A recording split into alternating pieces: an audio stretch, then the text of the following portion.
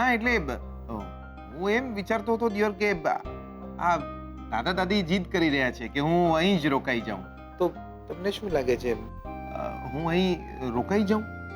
હા એટલે કે હું ના એટલે આમ તો મને ઇન્ડિયામાં ફાઈ ગયું છે હવે દિયોર, હવે અહીં જ રોકાઈ જવું છે, ઠરીઠામ થઈ જવું છે. શું છે, સેટલ થઈ જવું છે દિયોર. આપણે છે ને એકદમ સેટલ થઈ જવાનું લાઈફમાં સેટલ થવું બહુ જરૂરી છે, બહુ અગત્યનું છે. હવે પ્લેટફોર્મ પર ઊભા હોઈએ ને ડબ્બો પકડી લઈએ એવી તો ઉંમર રહી નહીં આપણી, એટલે મારી નહીં રહી.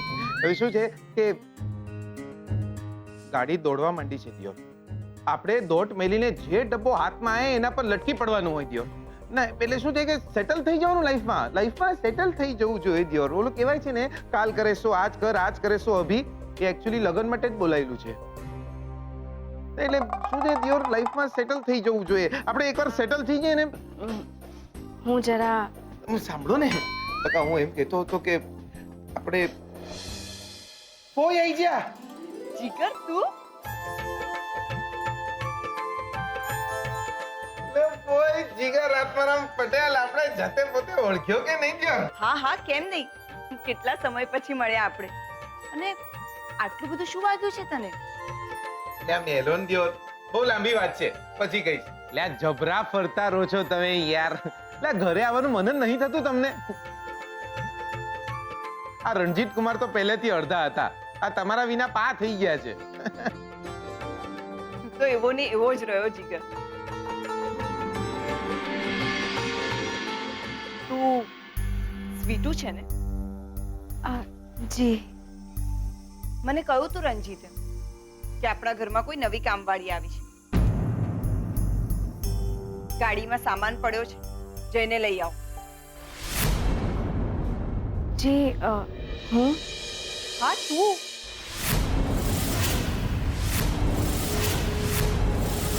ગાડીમાં સામાન પડ્યો છે, જઈને લઈ આવ.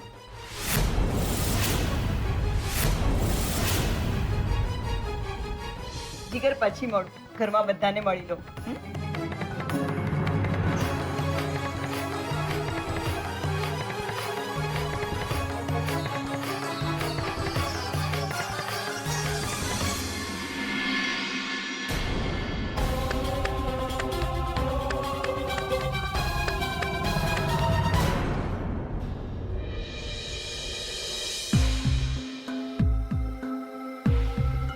અરે વાહ, આવી ગઈ તું.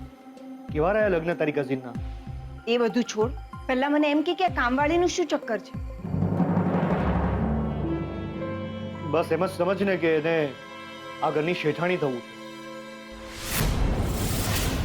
છે કામવાળી, પણ જાદુ કરતા પણ આવડે છે.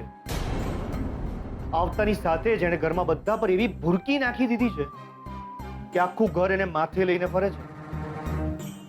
એક સ્પેશિયલ રૂમ પણ આપ્યો છે. અરે હા, તારા પપ્પાએ તો એના માટે 10 લાખ રૂપિયા બાજુ પર પણ મૂક્યા છે. આવી હતી બધાની રસોઈ બનાવવા માટે, પણ આજે બધાની સાથે ખુરશી ટેબલ પર બેસીને જમે છે. તારા પપ્પા તો પીરસે છે ને. અને હા, કદાચ એવું પણ બને કે કાલે સવારે તારા મમ્મી પપ્પા આપણને કહી દે કે તમે બંને આ ઘર છોડીને જાઓ, આ સ્વીટુ રહેશે અહીંયા. બસ એવું તો હું ક્યારેય નહીં થવા દઉં. અને આ જીગરનું શું છે? એ ક્યારથી આ ઘરમાં આવીને પડ્યો પાથરો રહ્યો છે? લંડન થી આવ્યો ને ત્યારથી. હા, વચ્ચે થોડાક દિવસ માટે મહેસાણા ગયો તો એ જ. સ્વીટુ પણ ગઈ હતી એની સાથે. આ સ્વીટુ અને જીગરનું શું છે? ટાઈમ પાસ છે. રૂપાળો છોકરો છે, ગમતો હશે ને. અને આવી છોકરીઓના કોઈ કેરેક્ટર ના હોય, સમજી? અને હા, બીજી અગત્યની વાત, હમણાં થોડા દિવસ પહેલા સ્વીટુ અહીંયા આપણા બેડરૂમમાં આવી હતી. અંદર આવીને એને દરવાજો બંધ કર્યો, તમાચો મારીને બહાર કાઢી છે મેં એને.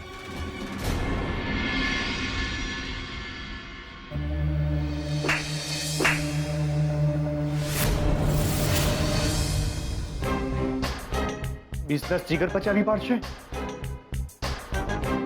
અને સ્વીટુ આ ઘર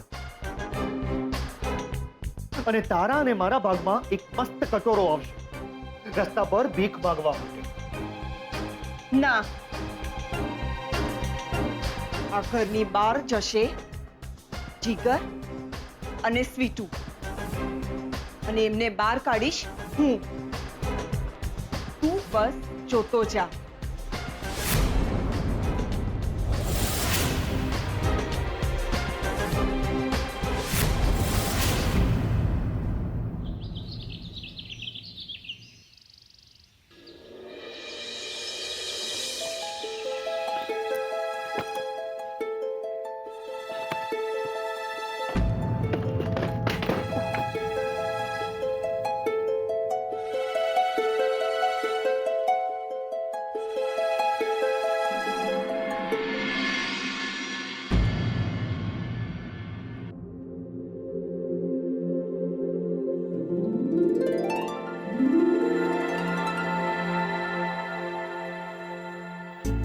તમે રહેવા દો બકા, હું ઉપાડી લઉં છું. અરે નાના, તમને કેટલું બધું વાગ્યું છે, તમને દુખશે. તમે રહેવા દો, હું ઉપાડું છું. અરે બકા, દુખે તો છે, થોડું વધારે દુખશે, એમાં શું? હું ઉપાડી લઉં. હું કહું છું ને, તમે રહેવા દો, મને રહેવા દો. ફાવશે. તમે મને બંને રહેવા દો, હું ઉપાડી લઉં છું. હું આવી ગયો છું, તમે ચિંતા ના કરો.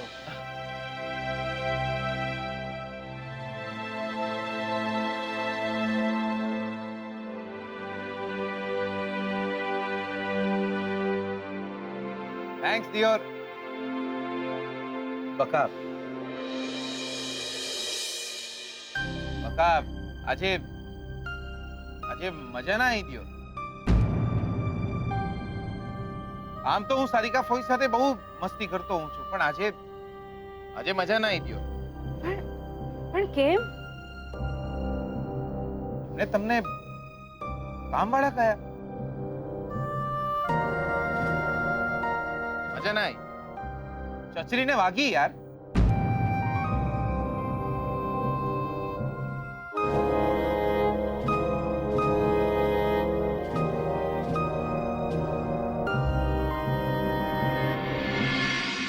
જો ભાઈ, જે આફત આવી હતી એ ટળી ગઈ. હવે મેં ઈચ્છે છે કે તારા ને શ્રુતિના લગ્ન જલ્દીથી થઈ જવા જોઈએ. સીધા તો ઓફિસનું બધું કામ રણજીત અને જીગરને સોંપી જી. બસ તું જલ્દીથી લગ્નની તૈયારી શરૂ કરી દે. તારા લગ્ન બહુ ધામધૂમથી લેવડાવવાના છે, કોઈ કમી ના રહી જવી જોઈએ. કમી શું કામ રે? શોધનના લગ્ન એવા ધામધૂમથી કરીશું ને કે આખું શહેર જોતું રહી જશે. એ સારિકા ફોઈ, તમે ક્યારે આવ્યા? બસ જો. કોંગ્રેચ્યુલેશન. Thank you. પપ્પા હા, કેમ છો પપ્પા? સુખીરો દીકરા. તું તો બહુ બહારગામ રહી. શું પપ્પા, તમે પણ લગ્ન વાળું ઘર હોય તો રોકાવું જ પડે ને. મમ્મી ખુશ રહે બેટા. મમ્મી કેમ છે તમારી તબિયત? હમણાં સારી છે, આફત માથેથી ટળી ગઈ ને એટલે. હા, રંજીતે મને વાત કરી, શોધનનું અપહરણ થયું હતું ને? હા, કોઈ ગુંડાએ પૈસાની લાલચમાં શોધનને. કોઈ ગુંડો નહીં, આ કોઈ જાણભેદું જ હશે, જેણે આપણા બિઝનેસની મિલકતની બધી જ જાણકારી હશે. એ જ આ કામ કરી શકે, બીજા કોઈ પાસે નહીં. એણે જીગર પાસે શું કામ ખંડણી માંગી? કોઈ આ શું કહો છો તમે? શોધન, હું તો બસ એટલું કહેવા માંગુ છું કે જેણે પણ આ કામ કર્યું છે ને, એ વ્યક્તિને આપણા બધા વિશે બધી જાણ છે.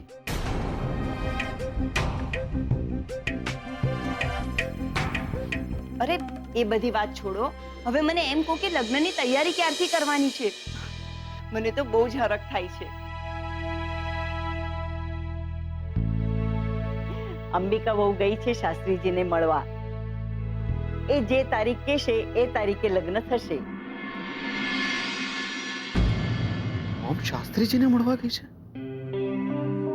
શાસ્ત્રીજી તો મને ઓળખે છે અને લક્ષ્મીને પણ. એ મોમને કહી તો નહીં દે ને કે લગ્ન તો મારા અને લક્ષ્મીના થઈ પણ ગયા છે.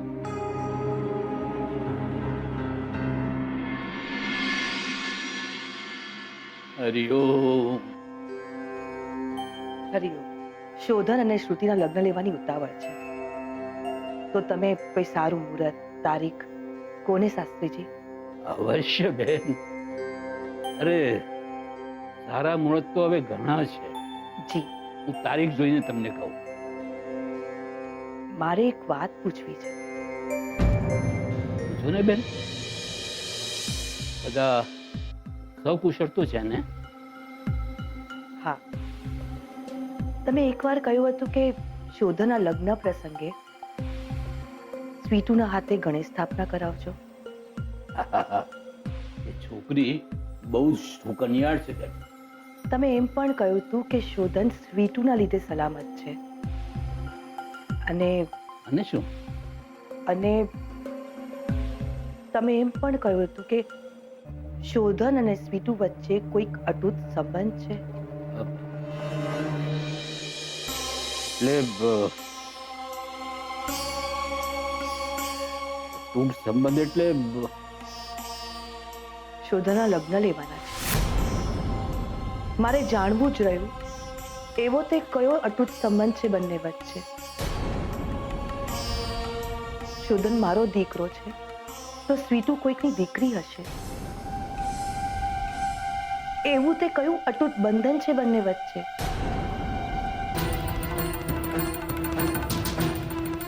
બેન,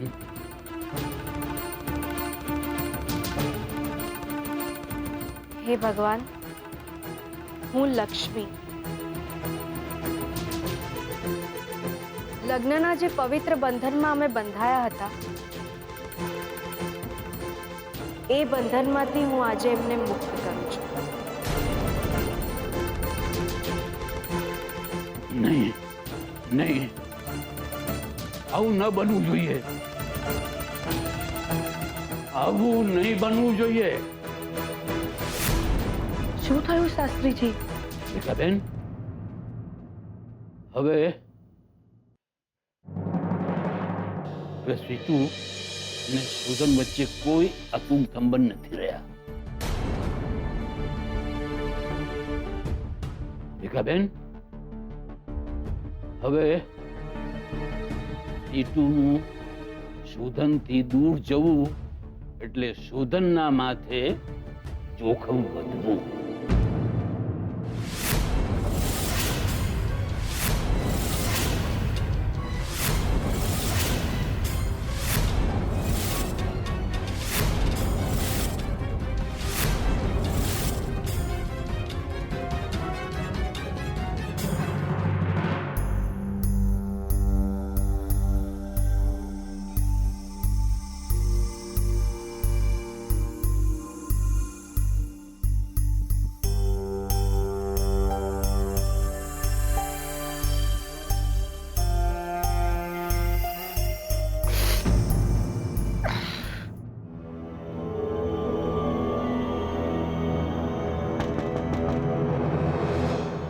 અરે જીગર, આવ ને.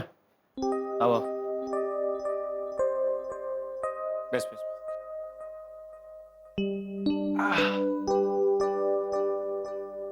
કેવું છે હવે તને? સારું છે દિયોર. ખા છે, રૂજાતા વાર તો લાગશે જ. શોધન,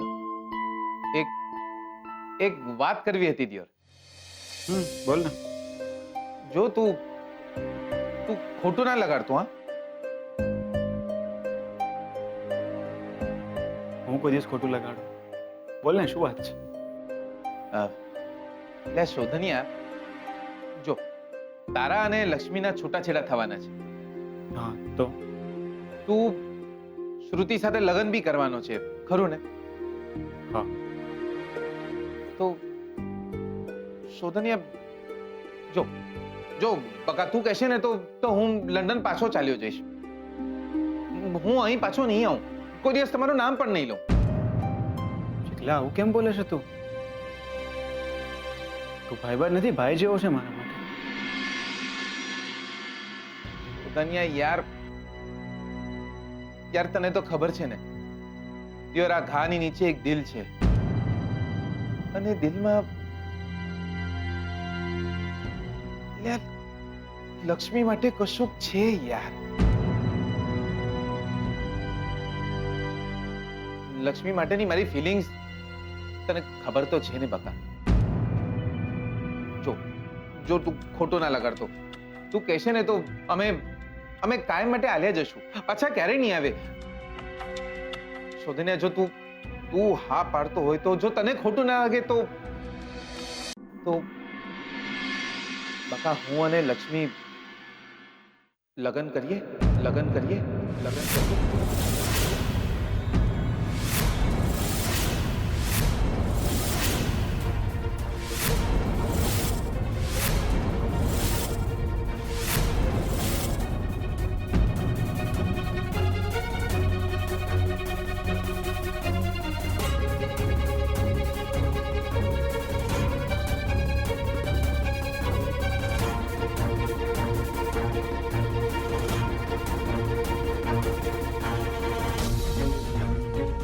જો શોધન, જો તારી હા હોય તો જ. લે બકા, આ લક્ષ્મીનો વર કોઈ અજાણ્યો માણસ હોત તો, કોઈ પ્રવીણ, કોઈ અશોક હોત તો એને બે ઢોલ મારીને કહી દે કે જો બકા આજ પછી કોઈ દાડો દેખાતો નહીં. પણ લક્ષ્મીનો વર તું છે. તને લાગતું હશે ને કેવો માણસ છે, કેવો ભાઈબંધ છે, મારી જ બહુ માટે. જો શોધન, ખોટું ના લગાડતો. આમે તમે બંને છૂટાછેડા લેવાના છો. મારી લાઈફમાં પણ આવો એક સમય આવ્યો હતો જ્યારે મારે મારી પત્નીને બીજા જોડે લગ્ન કરવા માટે હા પાડી દેવી પડી હતી. એટલે બહુ રડેલો. એટલે તને પણ દુઃખ થતું હશે, હું જાણું છું. જો ને શોધનિયા, આપણા બધા સાથે આવું થયું છે દિયો. મેં મારી વહુને બીજા સાથે લગ્ન કરવા હા પાડી, લક્ષ્મીએ તને શ્રુતિ સાથે લગ્ન કરવા હા પાડી, અને હવે તું જો ખોટું ના લગાડતો દિયો. અરે આજ સુધી કોઈને પૂછ્યા વિના પૈસા નથી લીધા તો આ તો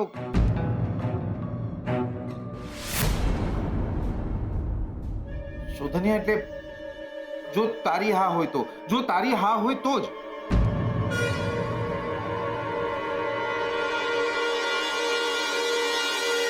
એટલે મારી હાથે કોઈ ફરક નથી પડતો. લક્ષ્મીની હોવી જોઈએ.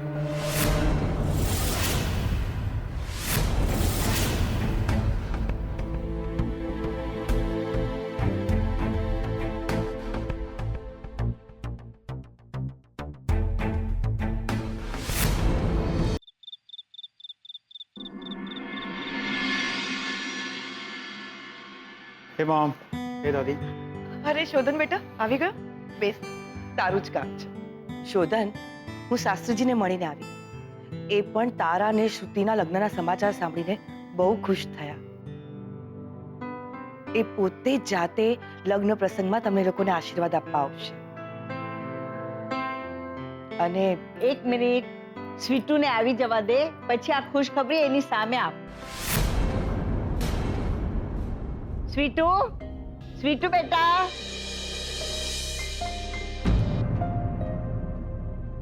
આવી દાદી.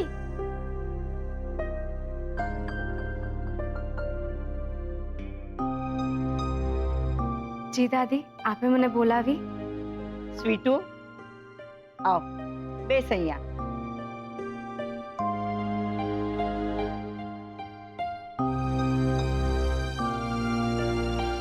જી દાદી. અરે કહ્યું ને બેસ અહીંયા. હું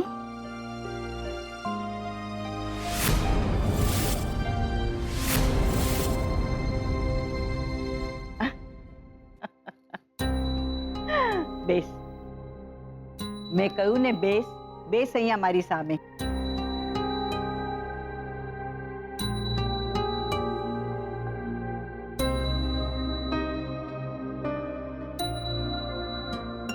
અંબિકા, હવે એક ખુશ ખબર આપ.